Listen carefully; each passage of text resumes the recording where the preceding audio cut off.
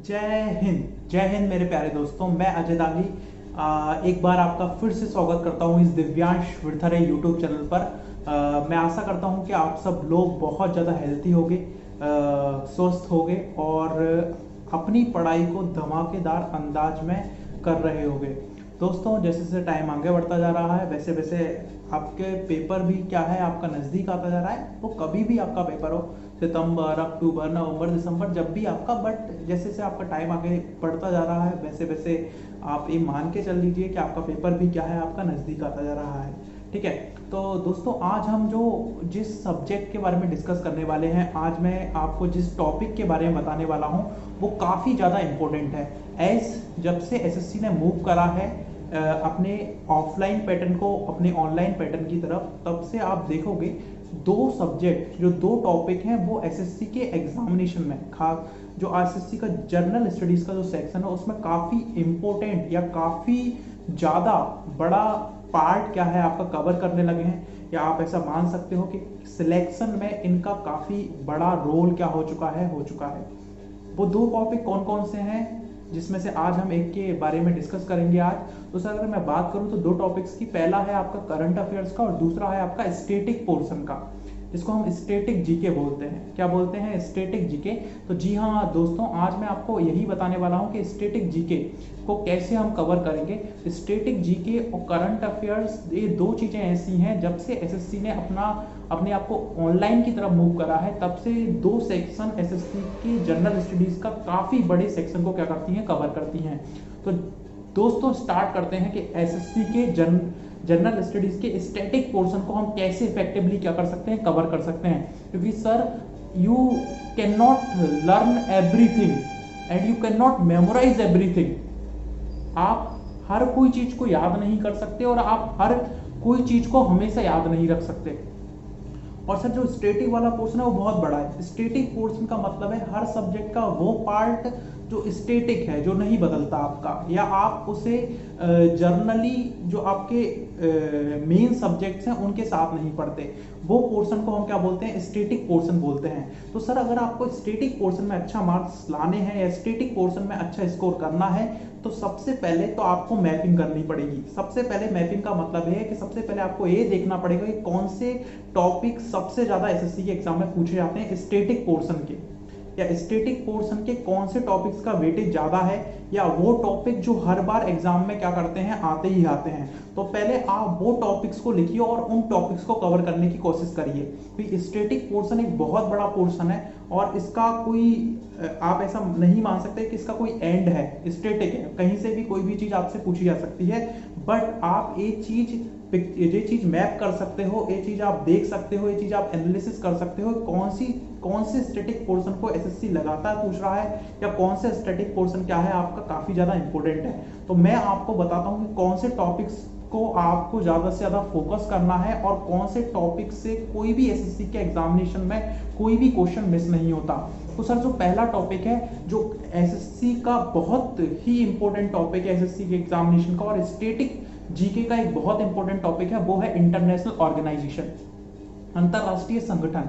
Sir आप paper उठा के देख लेना, कोई भी प्रीवियस ईयर पेपर, ऐसा कभी भी नहीं जाएगा कि इंटरनेशनल ऑर्गेनाइजेशन से कोई क्वेश्चन नहीं पूछा गया हो, चाहे इनके एस्टेब्लिशमेंट को लेकर, इनके ओरिजिन को लेकर, चाहे इनके करंट समिट्स को लेकर। मतलब ये जो टॉपिक है इंटरनेशनल ऑर्गेनाइजेशन, वो आपका स्टैटिक जीके को भी कवर करता है और आपके करंट के पोर्शन को भी कवर करता है। तो जो पहला टॉपिक है जो स्टैटिक पोर्शन में आपको अच्छे से तैयार करना है वो है आपका इंटरनेशनल ऑर्गेनाइजेशन। अब हम आते हैं सेकंड टॉपिक पे। तो सेकंड टॉपिक है जो आपको स्टैटिक जीके में बहुत अच्छी तरीके से क्या करना है, आपका तैयार करना है, वो है आपका सर अवार्ड्स। आप हर पेपर को देख लीजिए, हर पेपर को उठा के देख लीजिए, एक भी पेपर ऐसा नहीं मिलेगा जहां पर बिना अवार्ड के कोई क्वेश्चन आया हो, बिना अवार्ड के कोई पेपर आया हो। हर पेपर में अवार्ड से रिलेटेड एक ना एक क्वेश्चन होगा, चाहे इनके ओरिजिन से पूछा गया हो, चाहे इनके करंट से पूछा गया हो। तो सेकंड नंबर पे जो स्टैटिक जीके का पोर्शन बनता है वो बनता है अवार्ड से, डिफरेंट टाइप के अवार्ड्स, जहां से एक क्वेश्चन कोई भी एग्जामिनेशन क्या करता है, आपका पूछता है। थर्ड नंबर पे जो आपका स्टैटिक पोर्शन काफी ज्यादा इंपॉर्टेंट हो जाता है वो है books and author. Books and author. Sir आप हर एक एग्जाम में एक बुक और एक ऑथर से क्वेश्चन देखोगे ही देखोगे, चाहे वो ट्रेडिशनल बुक हो, चाहे वो आपकी करंट से रिलेटेड कोई बुक हो, इनसे रिलेटेड कोई क्वेश्चन आता ही आता है। तो स्टैटिक जीके का थर्ड मोस्ट इंपोर्टेंट टॉपिक जो बन जाता है वो बनता है बुक्स एंड ऑथर। अब आते हैं हम अपने फोर्थ टॉपिक पे, या स्टैटिक जीके का जो फोर्थ इंपोर्टेंट टॉपिक है वो है आपका smallest, biggest, first, man and women. तीन टॉपिक है अगर हम देखेंगे तो पहला है आपका स्मॉलेस्ट, वर्ल्ड में छोटे कौन है आपके, वर्ल्ड में बड़ा ही कौन है आपके, या पूरी दुनिया में या पूरे भारत में पहला कौन है इन मैन इन वुमेन। तो ये फोर्थ टॉपिक है। यहाँ से कई सारे क्वेश्चन आपसे पेपर में पूछे जाते हैं, बताइए पहला गवर्नर जनरल कौन था, पहली महिला कौन थी, पहला पुरुष कौन था, सबसे बड़ा झरना कौन सा है। इस टाइप के क्वेश्चन आपसे पेपर में पूछे जाते हैं। ठीक है, तो जो फोर्थ इंपॉर्टेंट टॉपिक बन जाता है वो बन जाता है आपका कौन सा टॉपिक, आपका जिसमें जनरली आपसे पूछे जाएंगे कि कौन सा बिगेस्ट है, कौन सा स्मॉलेस्ट है, आपका एक फलानी फलानी चीजें आपसे क्या करी जाएंगी, आपकी पूछी जाएंगी। ठीक है, अब उसके बाद जो टॉपिक बचता है, जो फिफ्थ टॉपिक आता है वो है आपका स्पोर्ट्स से रिलेटेड। स्पोर्ट्स से रिलेटेड कुछ इंपॉर्टेंट क्वेश्चन आपके पेपर में पूछे जाते हैं, बट ये ध्यान रखना पूरे फलाने स्पोर्ट्स से क्वेश्चन नहीं आते। जो देखा गया है पेपर में वो सिर्फ जो स्पोर्ट्स से रिलेटेड ट्रॉफीज हैं, जो स्पोर्ट्स से रिलेटेड ट्रॉफीज हैं और जो स्पोर्ट्स से रिलेटेड क्या है आपके स्टेडियम्स हैं, उनसे रिलेटेड कुछ क्वेश्चन क्या करे गए हैं पेपर में पूछे गए। और जनरली स्पोर्ट्स से रिलेटेड जो क्वेश्चंस पूछे जाते हैं वो करंट से रिलेटेड आपके ज्यादा होते हैं। ठीक है, तो मेनली यहाँ पर जो इंपॉर्टेंट टॉपिक है स्पोर्ट्स में भी वो कौन सा टॉपिक है आपका, ट्रॉफीज। एक कौन सा जो कप है, लिंगटन कप हो गया, जैसे वो किससे गेम से रिलेटेड है आपका। तो इस टाइप से कई सारे कप वगैरह हैं, ट्रॉफीज वगैरह हैं, वो पूछा जाएगा कि किस पर्टिकुलर गेम से क्या है, ये चीज क्या है आपकी रिलेटेड है। और जो सेकंड टॉपिक बनता है स्पोर्ट्स में बनता है स्टेडियम, कि फलाना स्टेडियम किसका है, फलाना स्टेडियम कहाँ पर है, इस टाइप के क्वेश्चन आ जाते हैं आपके। और जो लास्ट जो टॉपिक बचता है वो बचता है जनरल फैक्ट्स। हर एक टॉपिक में कई ऐसे सारे फैक्ट होते हैं जिनको आप नहीं पढ़ते, उस टॉपिक के साथ नहीं पढ़ते। And that topics covered, that topics combined includes क्या करते हैं आपका, क्या बनाते हैं आपका स्टैटिक पोर्शन को बनाते हैं। तो इन टॉपिक से उठ के क्या होते हैं आपके पेपर में क्वेश्चन आ जाते हैं, जैसे कि रिवॉल्यूशन होता है, ब्लू रिवॉल्यूशन क्या है, व्हाइट रिवॉल्यूशन क्या है आपका।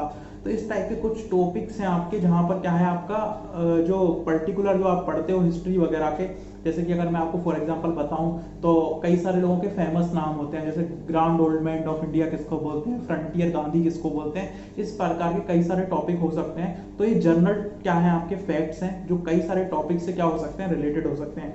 तो ये क्या है आपका सीक्वेंस है, इसके अकॉर्डिंग आपके एग्जामिनेशन में स्टैटिक जीके से क्या करे जाते हैं, क्वेश्चन पूछे जाते हैं। आप पेपर को उठा के देख लीजिए, काफी ज्यादा आपको सिमिलरिटीज आपको मैच हो जाएगी कि हाँ यार इसके रिलेटेड ही क्या करे जा रहे हैं, पेपर को एग्जामिनेशन में क्या करा जा रहा है आपका पूछा जा रहा है। तो इसके इस सीक्वेंस में आप क्या कर सकते हो, चीजों को क्या कर सकते हो, तैयार कर सकते हो। ठीक है, हम सेकंड क्वेश्चन पे आते हैं कि यार इतनी सारी चीजों को हम कैसे याद रखें, इतनी सारी चीजों को हम याद कर लें, फिर इतनी टाइम तक याद कैसे रखें। तो सर मैंने बताया कि मैं कोई भी चीज को जनरली इंसान को पढ़ाता नहीं हूँ, कोई भी चीज को इंसान को याद करवाने की कोशिश करता हूँ, क्योंकि मेरा काम वहां तक नहीं है जहां तक सिर्फ पढ़ाना है। मेरा काम वहां तक है कि आप एग्जामिनेशन में जाकर स्कोर करो, मेरा काम वहां तक है। ठीक है, और इसके लिए मैं उस चीज पर फोकस करता हूँ कि सामने वाले को ये चीज याद हो जाए। और वो कैसे याद हो सकती है, तो सर माइंड मैपिंग, जिसको मैं बार बार अपनी चीजों में यूज करता हूँ। सर आप दिमाग को खोलकर पढ़िए। क्या हो रहा है ना सर, हम दिमाग को बंद करके पढ़ते हैं, कई सारे लोग रटते हैं, हाँ ये फर्स्ट था, यहाँ फर्स्ट था, यहाँ फर्स्ट था, इस टाइप की चीजें करते हैं। और उनसे कुछ बोला जाता है कि आप कोई ट्रिक या कोई स्मार्ट स्टडी करने की कोशिश करो, तो फिर वो दूसरे की ट्रिक को क्या करते हैं, बना लेते हैं। और दूसरे की ट्रिक ऐसी होती है, मामा की, मम्मी की, बहन की, भाई की, आम का पेड़, पता नहीं कैसी ट्रिक, मतलब वो ट्रिक ही इतनी बड़ी होती है। पहले उस ट्रिक को याद करो और फिर उस ट्रिक को याद करने के बाद फिर उस ट्रिक से क्या चीजें बनी है उसको याद करो। तो एक प्रोसेस को ही आपने बहुत ज्यादा कॉम्प्लेक्स कर दिया है। तो मैं आपको बताता हूँ कैसे आप माइंड मैपिंग से चीजों को बहुत ज्यादा देर तक क्या कर सकते हो, याद कर सकते हो। दो तीन एग्जांपल के जरिए मैं आपको बताने की कोशिश करता हूँ। जैसे मान लीजिए आपकी एक र्यूटर्स है, राइटर्स क्या है आपकी, राइटर्स क्या है आपकी, एक न्यूज क्या है आपकी एजेंसी है। किसकी न्यूज एजेंसी है आपकी, ब्रिटेन की एक न्यूज एजेंसी है राइटर्स करके। तो आप इसको ऐसे याद कर सकते हो कि ब्रिटेन में बहुत ज्यादा राइटर्स होते हैं, ब्रिटेन में क्या होते हैं, बहुत ज्यादा राइटर्स होते हैं। तो आपको ये चीज याद रहेगी, आप एक दो बार इसको बोलोगे तो हाँ यार आपको, क्योंकि पेपर में सर आपको कोई लिखने के लिए नहीं दे रहा है, पेपर में 4 ऑप्शन होंगे और उस 4 ऑप्शंस में से क्या करना पड़ेगा, आप एक करेक्ट ऑप्शन पे आपको निशान लगाना है। तो अगर आप थोड़ा भी अपना दिमाग इधर उधर कर लोगे तो आपका सही आंसर क्या हो जाएगा, टिक हो जाएगा। जैसे कि अगर मैं बात करूं तो रूस की पार्लियामेंट का नाम ड्यूमा है। रूस की पार्लियामेंट, रसिया जो है उसकी पार्लियामेंट का नाम क्या है, आपका ड्यूमा है। और वहाँ की जो न्यूज़ एजेंसी है वो है आपकी तास।